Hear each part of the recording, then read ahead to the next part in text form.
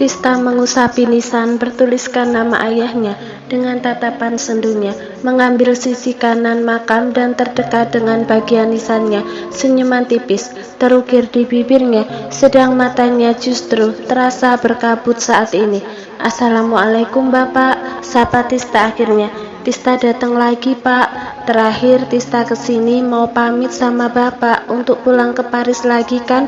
Sekarang Tista datang lagi untuk nemuin Bapak. Bukan dari Paris, tapi dari Jakarta. Bapak pasti tahu kan kenapa Tista akhirnya justru ke Jakarta?" Tista melirik ke arah Renan dan Kira yang ada di gendongannya. Mereka berdiri di ujung makam, memberikan tempat untuk Tista bisa mengobrol bebas dengan ayahnya. "Iya Pak, Tista ke sana untuk Kira, anaknya Tista dan cucu kesayangannya Bapak." Tista kembali menatap nisan ayahnya. Tista sadar selama ini keras kepalanya Tista nggak cuma nyakitin diri Tista sendiri, tapi juga nyakitin keluarga kita. Tista minta maaf ya Pak, karena keras kepalanya Tista juga bikin Tista nggak bisa antar Bapak ke peristirahatan Bapak yang terakhir. Kalau bisa dibilang sebagai penebusan, Tista janji sekarang akan hidup lebih baik dan juga bahagia seperti yang Bapak mau. Tista dan Renan memutuskan untuk memulai semuanya lagi dari awal Pak, bersama Kira juga. Tista tersenyum makin lebar meski air matanya justru menggenang. "Bapak tahu nggak, dulu Tista kesel banget waktu dengar katanya Bapak sayang banget sama Renan di saat Tista sendirian di Paris. Tapi sekarang udah enggak, karena Tista justru bersyukur. Tista yakin Renan benar-benar merawat dan menjaga Bapak dengan baik, dan Tista bersyukur karena dia bisa gantiin Tista yang harusnya ngelakuin itu. Dan Tista jauh lebih bersyukur lagi karena akhirnya Tista bisa melihat ketulusan Renan dan akhirnya meluluhkan keras kepala Tista ini." Tista menghapus air matanya masih dengan senyuman lebarnya. Lagi pula Tista tahu Bapak tetap lebih sayang sama Tista kan. Tista menarik nafas panjang setelahnya lalu menutup matanya untuk memanjatkan banyak doa untuk ayahnya ini, ayah terhebat di dunia yang selalu menjadi cinta pertamanya. "Tista pergi dulu ya Bapak, setelah ini Tista akan sering-sering kesini, jadi Bapak jangan bosan ya," pamitnya dengan gurauan. "Assalamualaikum Bapak." Setelahnya Tista menyempatkan mencium nisan ayahnya sekilas sebelum kemudian bangkit berdiri. Renan langsung menghampirinya untuk membantu menahan kakinya yang terasa kesemutan sesaat. Tista berpegangan padanya sembari kemudian mencium pipi Kira yang menatapinya dengan tatapan penuh keingintahuan. "Mami, kenapa nangis?" tanyanya. "Mami sedih." Tista langsung menggeleng sembari melepaskan lengan Renan karena kakinya sudah bisa dipakai berdiri dengan benar. "Mami nggak sedih kok," elak Tista langsung. "Mami cuma kangen sama Opa aja." "Kira kangen nggak sama Opa?" Kira langsung mengangguk sembari mengulurkan tangannya untuk meminta dia gendong. Tista menurut, membawa putrinya itu ke pelukannya sekaligus menggendongnya di situ. "Kira juga kangen sama Opa Mami," jawab Kira dengan ekspresi sedihnya. Kira kangen diajak Opa jalan-jalan lagi pakai motornya Opa Mami. Kepolosan Kira membuat Tista menjadi terhibur hingga air matanya benar-benar surut. Kalau waktu Kira lagi kangen sama Opa, Kira kirim doa ya buat Opa, pinta Tista sembari Renan merangkulnya dan membawa mereka melewati makam-makam lainnya. "Doa apa Mami? Kira bisa baca Al-Fatihah kan?" "Kira kirim aja surat Al-Fatihah untuk Opa di atas sana ya." Kira mengangguk lalu langsung membacanya sembari menutup matanya dan menangkup kedua tangannya di depannya. Kira menggumamkan isi surat Al-Fatihah dengan pelafalannya yang masih kurang jelas tapi tepat dengan panjang dan pendeknya. "Udah Mami," ucapnya setelahnya yang membuat Tista tertawa. "Pintar nih," puji Tista akhirnya. Karena Kira pintar, Mami mau kasih Kira hadiah. "Kira mau apa?" Kira langsung tampak berpikir. Kira lagi nggak pengen apa-apa, Mami, jawabnya polos. Ada deh. Kira mau sesuatu, Mami. Apa sayang? Kira mau adik, jawab Kira yang langsung membuat Tista dan Renan saling melirik dengan kaget. Tapi nanti saja deh, kalau Kira sudah SD. Tista mengipasi wajahnya yang memerah akibat teringat apa yang hampir mereka lakukan semalam. Kenapa kok menunggu Kira SD? Tanya Tista akhirnya. Biar Kira bisa jagain adiknya Kira nanti, jawab Kira semangat. Kira sekarang masih kecil, masih TK, belum bisa jagain adiknya Kira. Renan mengacak rambut Kira setelahnya. Temannya Kira yang namanya Ara itu sudah punya adik juga kan? Tanya Renan. Kira mengangguk. Tapi adiknya Ara itu kuat, Dedi, laki-laki semua, jadi bisa jaga diri, jawab Kira kemudian. Kalau adiknya Kira nanti cewek gimana? Kira hanya harus bisa jagain adiknya Kira. Tista terbatuk-batuk, lalu menatap sekitar sembari memikirkan hal yang mau dia bicarakan untuk mengalihkan pembicaraan. Oh iya, setelah ini kan kita mau jalan-jalan. Kira boleh request tempat yang mau Kira datengin deh, ucap Tista akhirnya mengusulkan hal lainnya yang lebih mungkin untuk dia berikan pada Kira saat ini. Kira mau ke Malioboro, Mami. Malioboro? Tanya Tista heran, karena Kira justru mengajak ke jalanan yang dipenuhi dengan penjual aneka ragam yang tentunya tidak cocok untuk anak-anak. Iya, jawab Kira penuh dengan semangat. Tista tidak mengerti apa yang membuat Kira begitu semangat tentang pergi ke Malioboro. Apakah anaknya ini suka belanja? 1,5 jam kemudian, Tista akhirnya tahu apa yang membuat Kira begitu semangat untuk diajak ke Malioboro. Dalam 1 jam terakhir, mereka sudah berkeliling menaiki delman yang dikendarai kuda, menikmati semilir angin yang begitu sepoi berembus di sekitar mereka. Tista menatap Kira yang ada di delman yang berbeda darinya, bersama dengan Fauzan yang asik menunjukkan banyak hal pada Kira. Delman yang dikendarai Kira dan Fauzan itu berada di depan delman yang dia tumpangi bersama Renan. Jadi dia bisa sekaligus mengawasi putrinya itu. Kalau ini kayaknya turun dari kamu ya, Re, gurau Tista kemudian. Renan terkekeh lalu menganggukkan kepalanya. Tapi enak kan, keliling kota juga naik delman istimewa, kududuk di kus. Renan tidak menyelesaikan lagunya karena Tista yang kemudian meliriknya setengah kesal. Dinikmati dong, Tak. Ini tuh menikmati, cuma kan tetap was-was sama Kira, jawabnya. Fauzan sama hebatnya kok sama aku dalam hal menjaga Kira, gumam Renan yakin. Jadi kamu tenang aja, angkelnya nggak bakalan biarin Kira kenapa-napa. Tista mengangguk-angguk, mempercayai ucapan Renan. Tista lalu akhirnya mulai lebih rileks menikmati angin sepoi dan perjalanan mereka dengan tenang. Renan mengulurkan lengannya dan Tista langsung menggandengnya sembari menyandarkan kepalanya di pundak Renan. Tista tidak lagi merasa Jogja sebagai kota yang menyakitkan untuknya, meski tiap sisinya tetap saja memberikan kenangan tersendiri untuknya. Tista akhirnya kembali merasakan kota ini sesuai salah satu julukannya, kota yang berhati nyaman. Tista tiba-tiba langsung kepikiran dengan permintaan Kira tadi tentang seorang adik untuknya. Sejujurnya, meskipun Tista sudah memutuskan untuk memberikan hak Renan atas dirinya, tapi Tista tidak pernah berpikiran mengenai memiliki anak lagi. Membayangkan hamil dan melahirkan jelas memberinya trauma karena dulu merasakannya di usia yang terlalu muda. Tista tidak yakin sanggup melaluinya lagi karena bayangan tentang hamil dan melahirkan terasa begitu mengerikan di pikirannya. Tista tahu semuanya pasti akan berubah sekarang, tapi tetap saja dia takut dan itu tertanam di dirinya. Lagi pula hubungannya dan Renan saat ini belum terlalu kokoh karena masih berusaha melengkapi dasarnya satu sama lain. Tista mendongak demi kemudian mendapat tatapan balasan dari Renan. Kenapa sayang? Tanya pria itu lembut.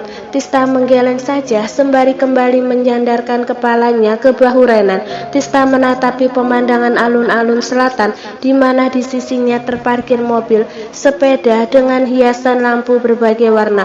Tista sempat melihat ini dulu ketika pergi bersama dengan Anita. Kalau pas lagi di Jogja, biasanya malam minggu pasti Kira ngajakin ke sini. Keliling entah berapa kali naik mobil sepeda itu, cerita Renan tanpa diminta. Akhirnya aku beliin dia mobil sepeda yang sama kayak di sini. Terus aku biarin dia naik itu keliling halaman belakang. Tista mengerutkan keningnya. Kok aku nggak pernah lihat? Tanyanya heran. Udah nggak ada, kiranya udah bosan, jawab Renan sembari terkekeh sendiri. Kira ternyata cuma suka sama euforia di sini aja, bukan suka sama mobil sepedanya tak? Tista ikut tertawa sembari kemudian mencubit pelan lengan Renan. Kamunya yang suka aneh-aneh, gerutu Tista akhirnya. Tiap anaknya mau atau suka apa langsung dibeliin. Renan mengangkat bahunya tanpa rasa bersalah. Selagi aku mampu dan bisa, kenapa enggak? Balasnya santai. Dulu aku sama Kira pernah di posisi nggak bisa beli apa-apa selain makan tak. Jangankan mainan deh, buat kebutuhan sehari-hari aja kadang kurang. Ah iya, mereka pernah berada di situasi itu. Kira waktu itu protes nggak sih Re? Tanya Tista ingin tahu. Renan lalu menggelengkan kepalanya dengan yakin. Enggak sama sekali, jawabnya tegas. Dia pengertian banget sama aku tak, sampai kadang akunya yang nyalahin diri karena bikin anak sekecil itu nahan diri buat beli sesuatu yang dia mau. Makanya sekarang itu aku ngerasa kayak lagi penebusan sama kesulitan kami dulu tak. Aku udah janji ke diriku sendiri kalau aku ambil alih perusahaan ini semata-mata cuma untuk penuhi kebutuhan dan keinginan Kira aja.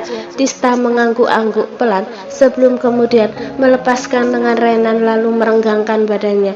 Udaranya enak banget buat tidur siang, gumamnya setelahnya. Sini, aku mau kok jadi ranjangnya kamu, balasnya santai dengan lengan benar-benar terbuka.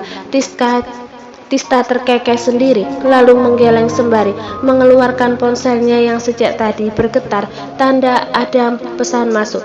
Rupanya dari pesan grupnya dengan teman-temannya semasa di Paris. Siapa tak? Tanya Renan ingin tahu.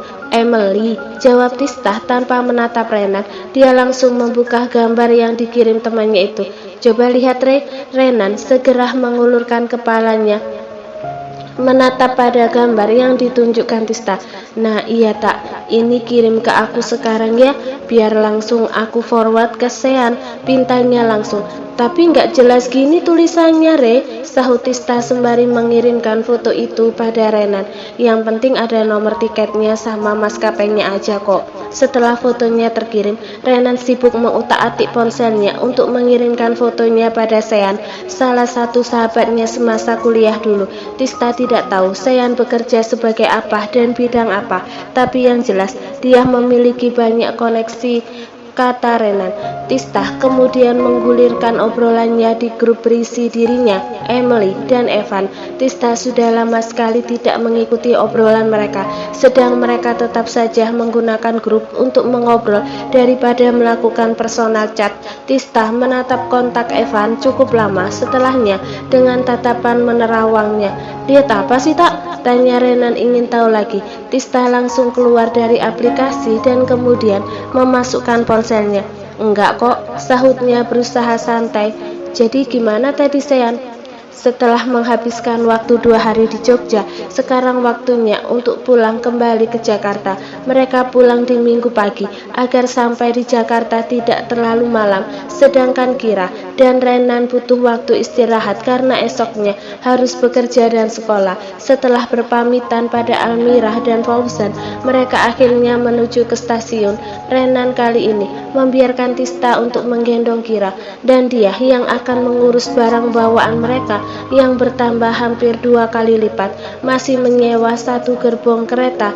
Kira sudah tidak se-excited seperti kemarin untuk berkeliling kereta, tapi dia tetap menikmati perjalanan mereka dengan terus menatapi pemandangan, dan itu membuat Tista dan Renan akhirnya bisa istirahat di kereta. "Dedi, kita ke Jogja lagi kapan?" tanya Kira dengan semangat. Belum tahu, sweetheart." "Kenapa memang? Besok Kira mau naik kereta lagi saja ya, Dedi." Kira lebih suka naik kereta daripada pesawat.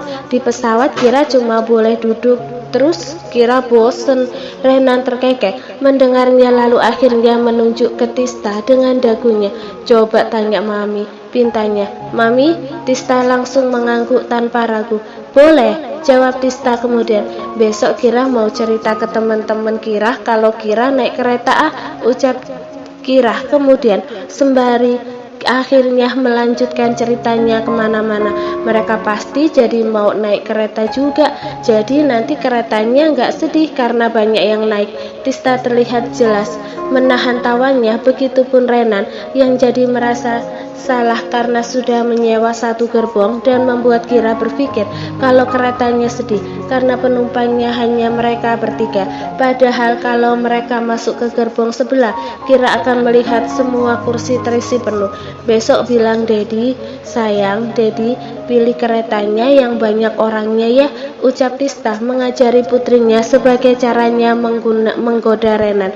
"Dedi, besok kalau kita naik kereta lagi yang banyak orangnya ya, biar keretanya nggak sedih."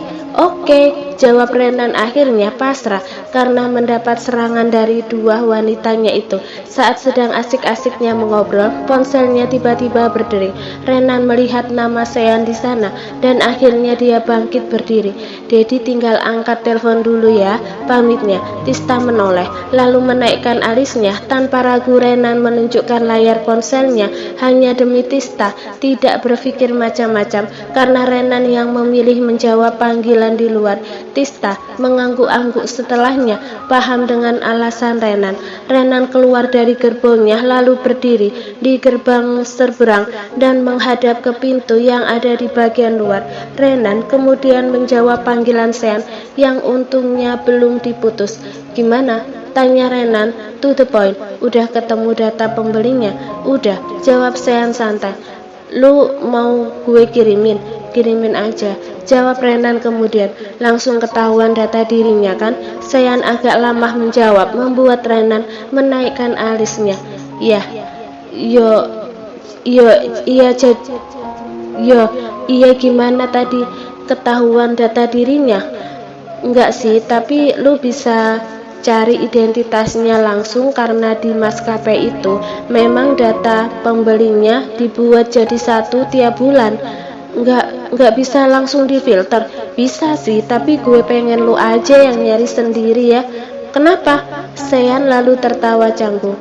"Biar lu ada kerjaan juga." "Enak aja gue semua," guraunya. "Oke ya." Renan menghela nafas berlebihan. "Ya udah kirim aja," ucapannya akhirnya.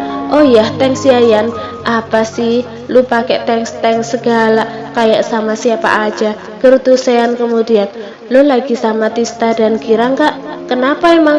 "Mau nitip salam," jawabnya kemudian. "Gue dapat konfirmasi langsung dari Bimo kalau kalian rujuk, jadi gue titip salam ke Tista. Selamat menghadapi makhluk ajaib bernama Renan lagi."